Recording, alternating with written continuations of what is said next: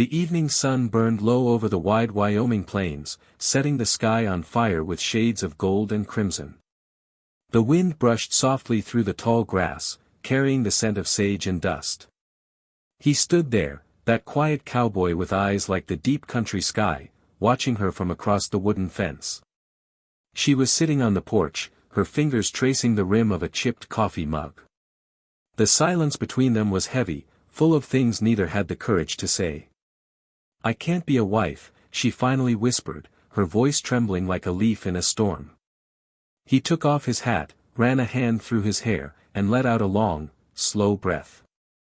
"I didn't ask you to be," he said, stepping closer. "I just asked you to be with me." Her eyes lifted to his, soft, uncertain, and full of the kind of pain that comes from loving someone when you're too scared to stay. "You don't understand," she said, shaking her head.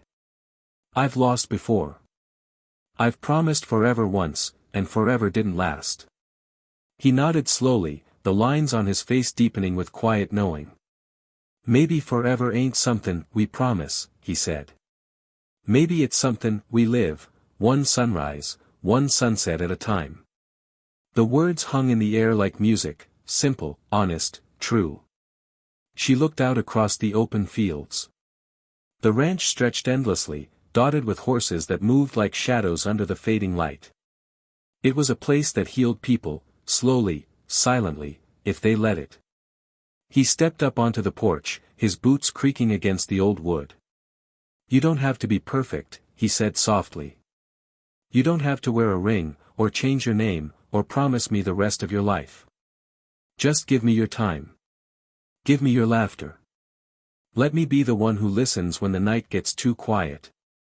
Tears filled her eyes, not from sadness but from the fragile beauty of his words. He wasn't asking for ownership. He was offering presence. "I'm scared," she admitted, voice breaking. "I know," he said, reaching out his hand. "So am I. But we'll ride through it, same way we ride through a storm, side by side." For a long moment, she just stared at his hand. Then she placed hers in it, trembling, uncertain, but real. The warmth of his touch felt like sunlight after a long, cold winter. The world around them seemed to slow. The crickets began to sing, and somewhere in the distance, a horse neighed softly. He smiled, not the kind of smile that asks for anything, but the kind that says "I'll wait."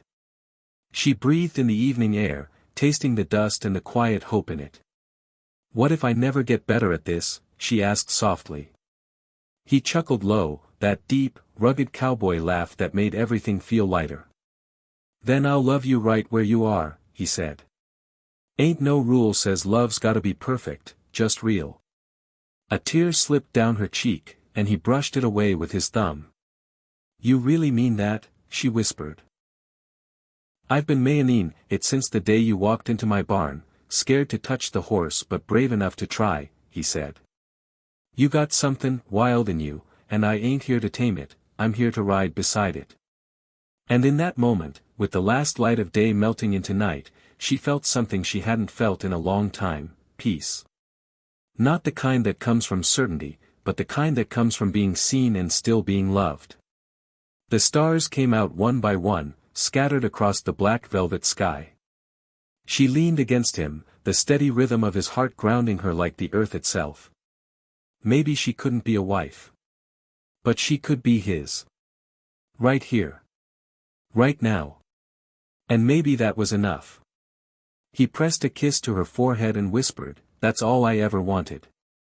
As the music of crickets and wind wrapped around the ranch, their story faded into the night, a quiet promise of two souls who didn't need labels, just love. Sparkles, if this story touched your heart, don't forget to subscribe for more heartfelt tales like this.